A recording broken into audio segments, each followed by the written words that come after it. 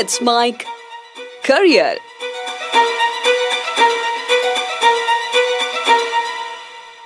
Let's Mike daily current affairs. ईरानी संसद ने संयुक्त राष्ट्र परमाणु निगरानी संस्था अंतर्राष्ट्रीय परमाणु ऊर्जा एजेंसी के साथ सहयोग को निलंबित करने वाले विधेयक को मंजूरी दे दी है।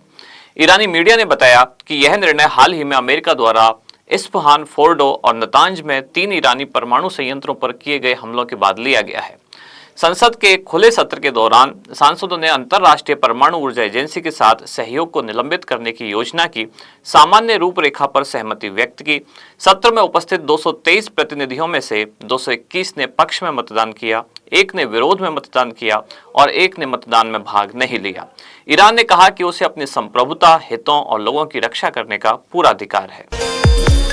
उत्तर प्रदेश का सलखन जीवाश्म पार्क, जिसे सोनभद्र जीवाश्म पार्क के नाम से भी जाना जाता है, इसको यूनेस्को की विश्व धरोहर स्थलों की संभावित सूची में शामिल किया गया है। उत्तर प्रदेश के सोनभद्र जिले के सलखन गांव में स्थित यह पार्क कैमूर वन्यजीव अभ्यारण्य से सटे सुंदर कैमूर रेंज के 25 हेक्टेयर क्षेत्र में फैला हुआ है। इसे आधिकारिक रूप से वर्ष 2002 में जीवाश्म पार्क घोषित किया गया था। सलखन जीवाश्म पार्क में स्टोमेटोलाइट्स को संरक्षित किया गया है, जो कि प्राचीन साइनोबैक्टीरिया यानी कि नीली हरी शैवाल द्वारा निर्मित दुर्लभ स्तरित अवसादी संरचना है। गौरतलब है कि विश्व धरोहर स्थलों की सूची का अनुरक्षण अंतर्राष्ट्रीय विश्व धरोहर कार्यक्रम द्वारा किया जाता है, जिसका विनियमन यूनेस्को विश्व धरोहर समिति के द्वारा किया जाता है। भारत ने वर्ष 1977 में इस अभिसमय का अनुसमर्थन किया था। जून 2025 तक भारत में 43 विश्व धरोहर स्थल हैं। इनमें से 34 सांस्कृतिक, 7 प्राकृतिक और 2 मिश्रित प्रकार के स्थल हैं। साथ ही 63 स्थल संभावित सूची में शामिल हैं। चीन के राष्ट्रपति शी जिनपिंग 6-7 जुलाई को ब्राजील के रियो डी जेनेरो में आयोजित होने वाले ब्रिक्स शिखर सम्मेलन से दूरी बना सकते हैं। अगर ऐसा होता है तो 12 साल पहले राष्ट्रपति पद संभालने के बाद से यह समिट में उनकी पहली गैर मौजूदगी होगी। हांगकांग स्थित साउथ चाइना मॉर्निंग पोस्ट की रिपोर्ट के मुताबिक जिनपिंग ब्राजील में होने वाले ब्रिक्स शिखर सम्मेलन में हिस्सा नहीं लेंगे। गौरतलब है कि ब्राजील की ओर से अरबों डॉलर की बेल्ट एंड रोड इनिशिएटिव का समर्थन न करने के फैसले से बीजिंग में बेचैनी है, जो राष्ट्रपति जिनपिंग का फ्लैगशिप प्रोग्राम है। भारत के बाद ब्राजील ब्रिक्स का ऐसा दूसरा देश बन गया है जिसने BRI में शामिल होने से परहेज किया है। आदिवासी विकास को सशक्त बनाने की दिशा में एक बड़ा कदम उठाते हुए केंद्रीय जनजाति कार्य मंत्रालय ने आदि कर्मयोगी कार्यक्रम की शुरुआत की है।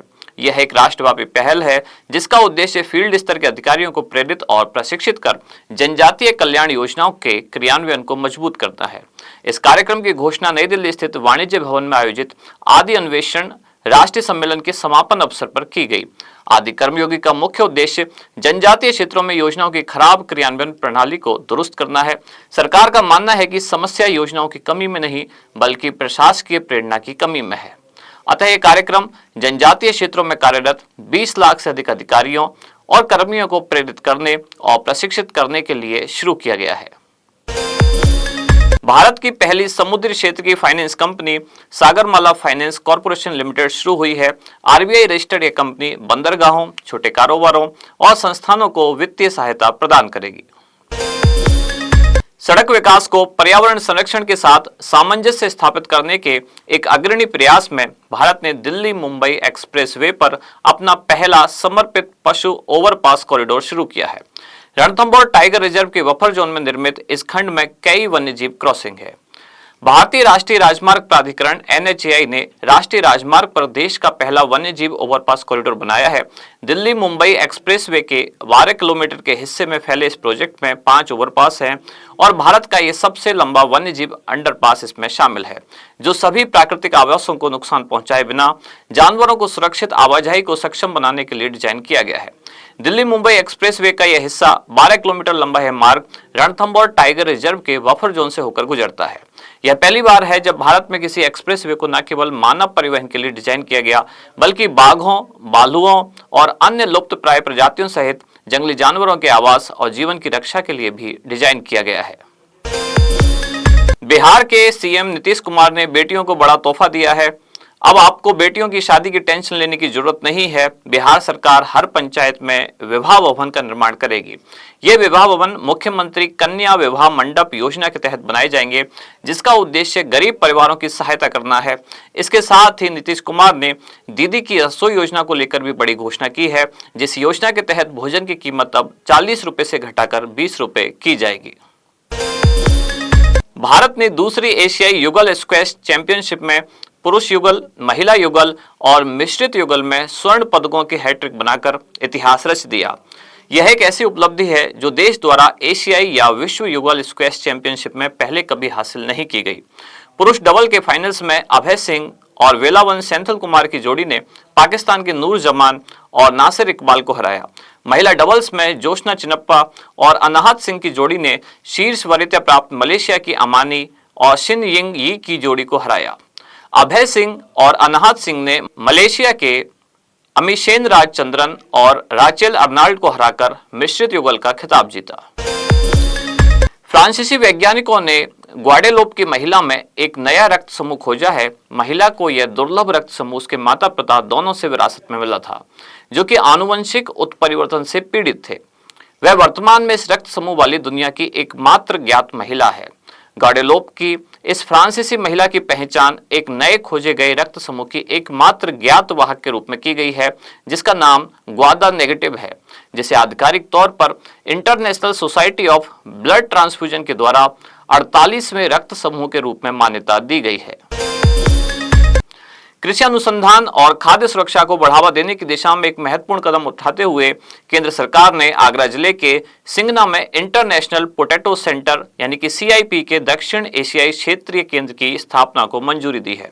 यह केंद्र पेरू स्थित इंटरनेशनल पोटैटो सेंटर का क्षेत्रीय अंग होगा, जो विश्व स्तर पर आलू और शकरकंद अनुसंधान में अग्रणी है।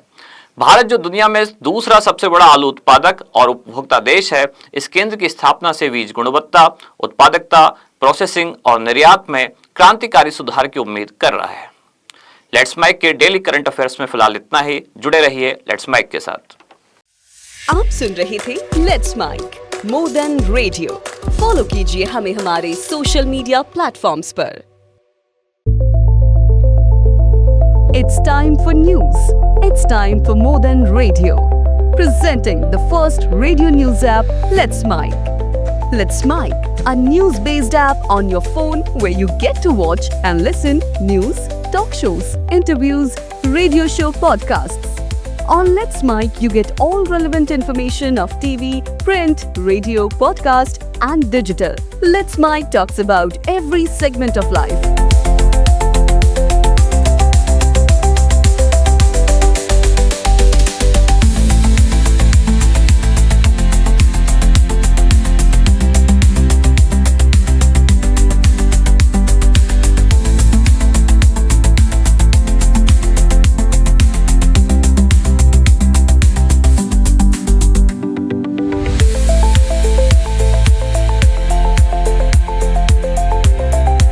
Let's Mic is not just a revolutionary idea. Download the app now from Play Store. Available both on Android and iOS mobile phones.